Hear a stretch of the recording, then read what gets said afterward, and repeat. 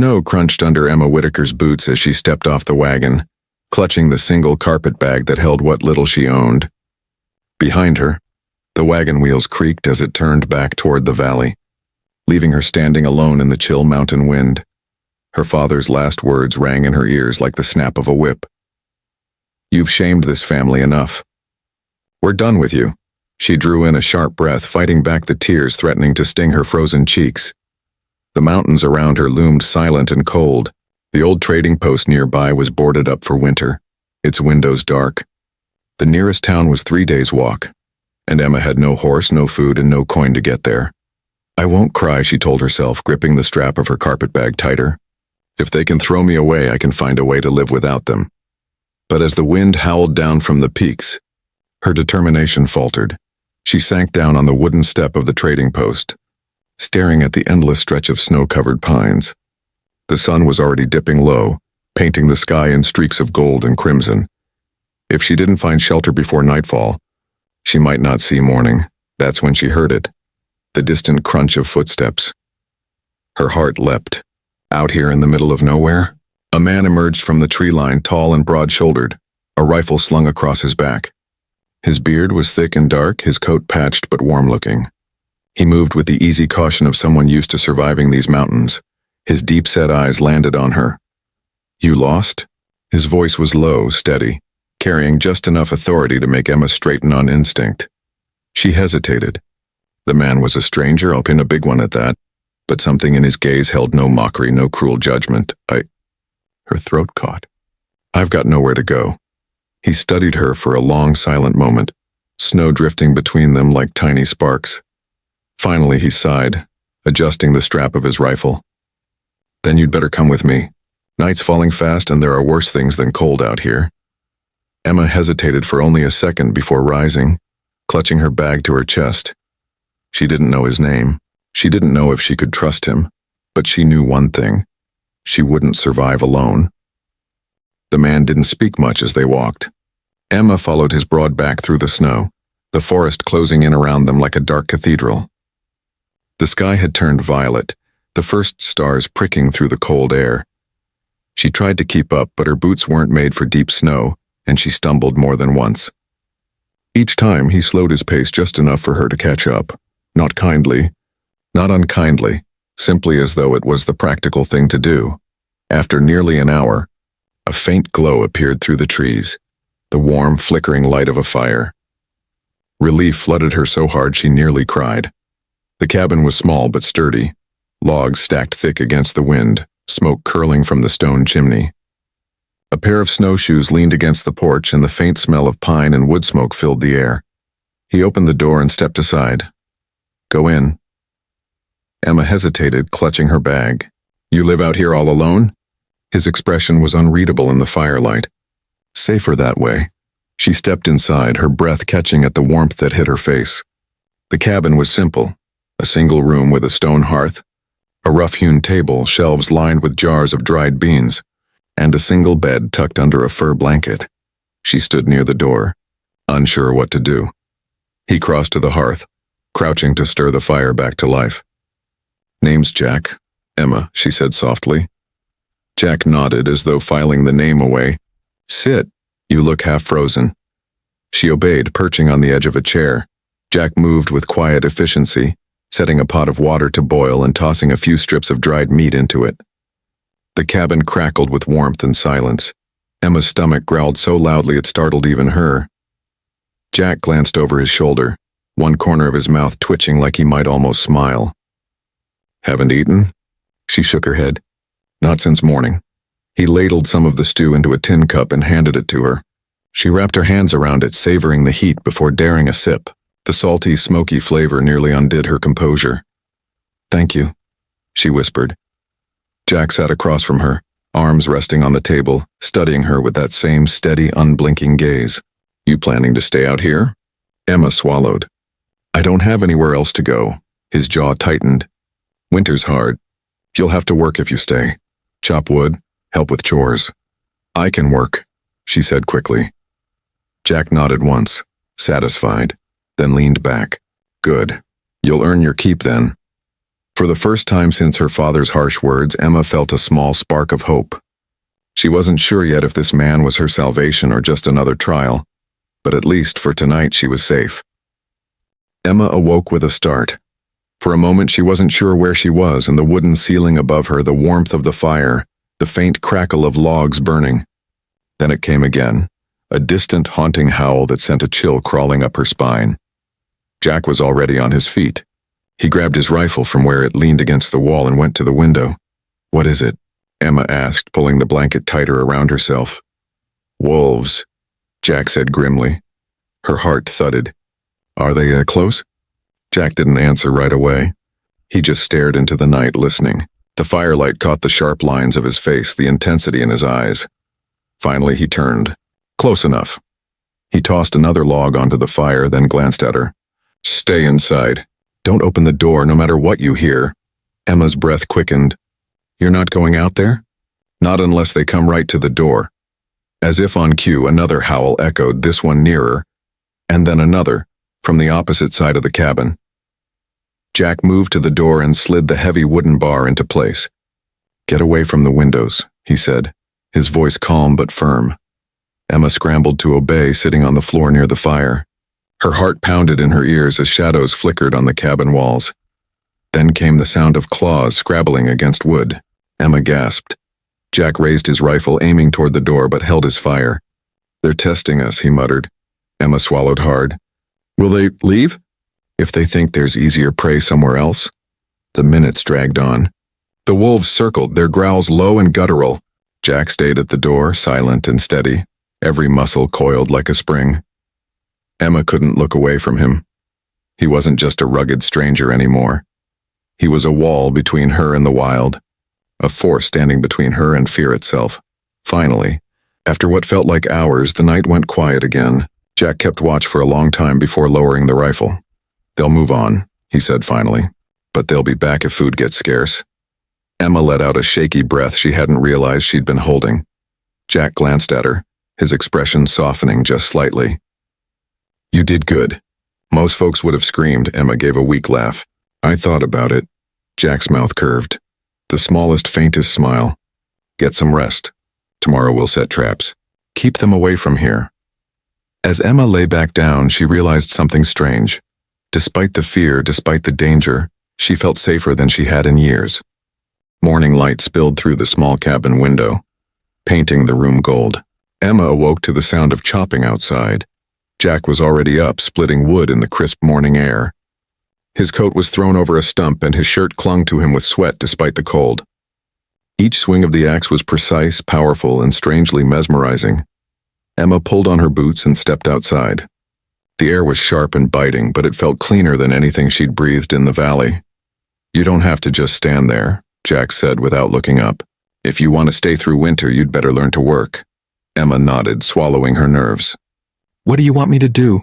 Jack jerked his chin toward a pile of kindling near the porch. "Stack that inside. Then we'll set traps. Wolves won't feed themselves." Emma set to work. Her fingers quickly went numb, but she didn't complain. By the time the kindling was stacked by the hearth, her arms ached. But she felt strangely proud. Jack handed her a pair of old snowshoes and led her into the forest. They worked in silence at first, laying snares and checking for tracks. Emma stumbled a few times but refused to ask for help, determined to prove she wasn't helpless. Finally, as they paused near a frozen creek, Jack broke the silence. "So, your folks just left you out here?" Emma's throat tightened. "They said I was a burden, that I brought shame to the family." Jack crouched to adjust a trap. "What kind of shame?" Emma hesitated. I spoke my mind too much.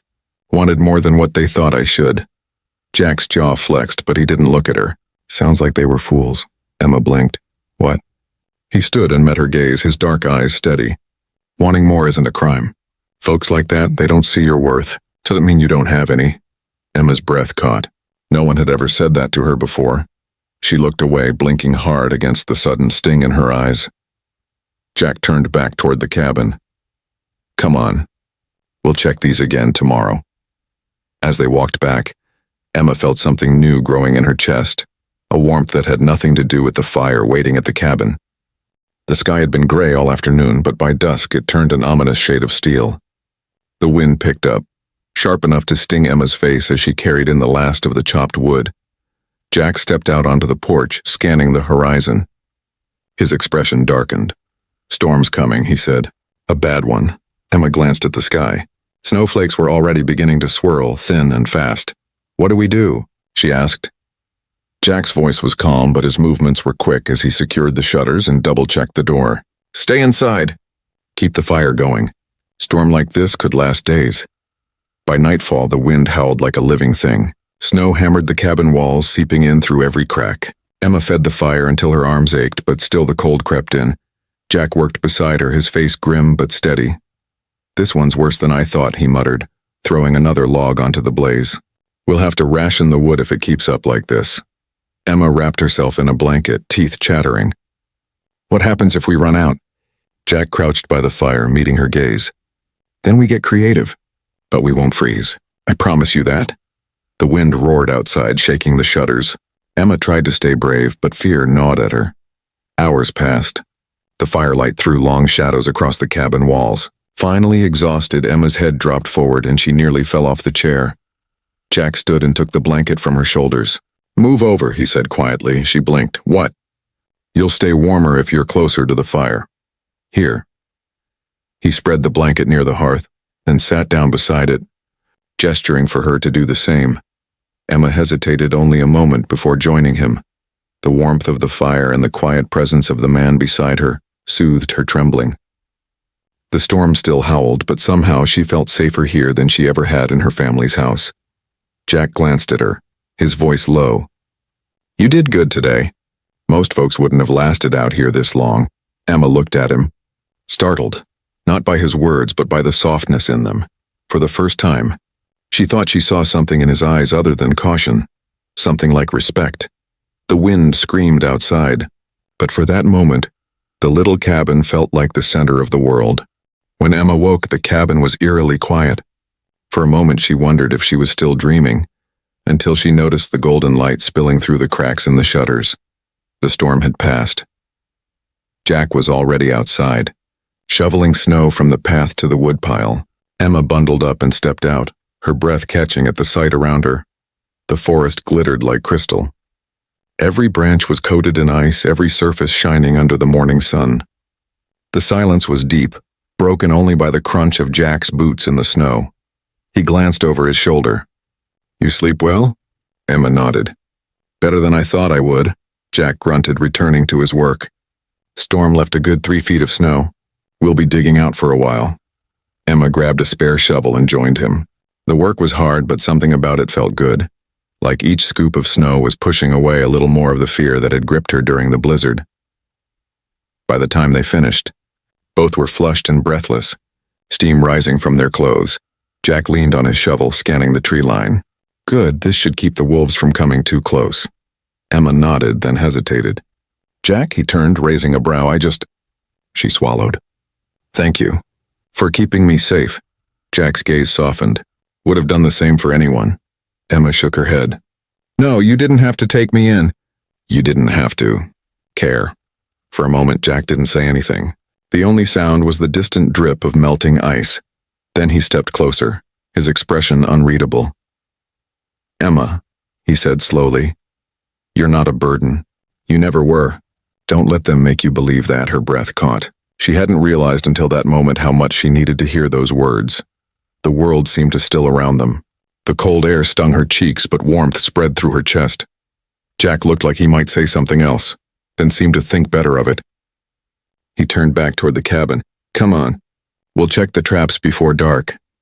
But as Emma followed him, her heart beat faster, not just from the cold.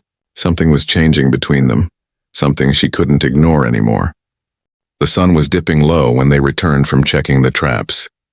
The sky burned orange and purple over the mountains, and the air had the sharp bite of nightfall. Inside the cabin, Jack hung his rifle and shrugged off his coat. Emma knelt near the hearth, coaxing the fire back to life. When the flames caught, the room filled with warm light, and a sudden, heavy silence. Jack stood there a moment, watching her. Then, without a word, he sat at the table, his elbows resting on the wood. Emma glanced over. Something about his expression made her pulse quicken. "You're quiet," she said softly. He didn't look at her right away. "Been thinking? About what?" Jack's dark eyes lifted to meet hers. The firelight flickered between them, making the cabin feel smaller, closer. "You," he said simply. Emma froze. "Me?" Jack nodded. "When I found you out there, I figured you'd be gone by spring. But you've stayed, worked hard. You don't complain, even when you should," Emma swallowed. "I didn't have anywhere else to go."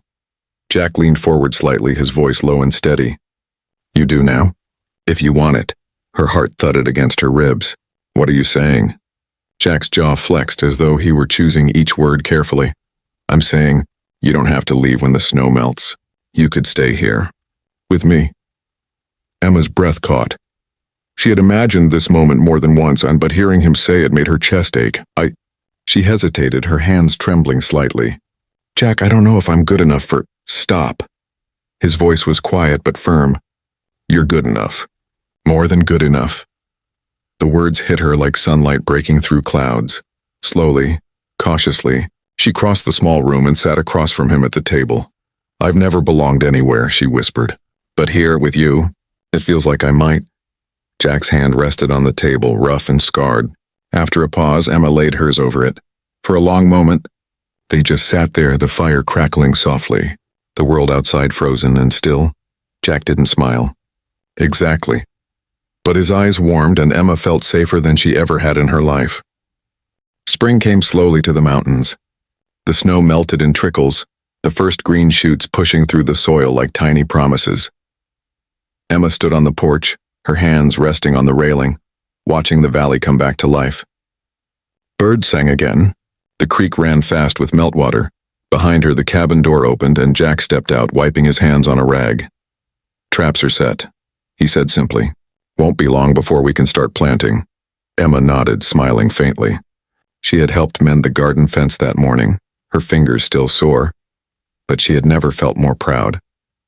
Jack came to stand beside her. For a long moment, they just listened to the forest together, the air fresh and full of possibility. "You know," he said at last, his tone quieter than usual. "Spring means the passes will open soon. Wagon trains will be coming through." Emma turned to look at him. "You mean I could leave?" Jack's jaw flexed. "If you wanted to. Go back to town, find whatever life you were looking for before."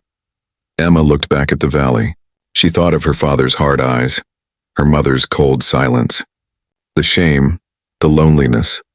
Then she thought of this cabin, the long nights by the fire, the storm that had nearly buried them, the quiet mornings splitting wood side by side, and she thought of Jack, standing there waiting, his face carefully unreadable but his eyes betraying the faintest flicker of hope. Emma took a deep breath. "I think," her voice wavered but her resolve did not. "I already found the life I was looking for." Jack turned to face her fully. "Are you sure?"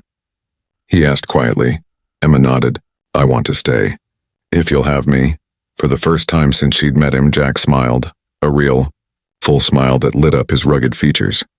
"You've been mine since the day I found you," he said, and there was no hesitation in his voice. He reached into his pocket and pulled out a small leather cord. Strung on it was a simple ring forged from silver. Emma gasped softly. "It isn't much," Jack said, suddenly gruff. "But it's yours, if you want it." Tears stung Emma's eyes as she slipped the ring onto her finger. "I do," she whispered. Jack's arms came around her, warm and strong, pulling her against him. For the first time, Emma let herself lean into him fully, letting the last of her fear melt away like the winter snow. When he kissed her, it was slow and certain, like a promise kept. Emma smiled against his chest. She had been thrown away, forgotten, but here in the wild heart of the mountains she had been found. Like, share, and subscribe.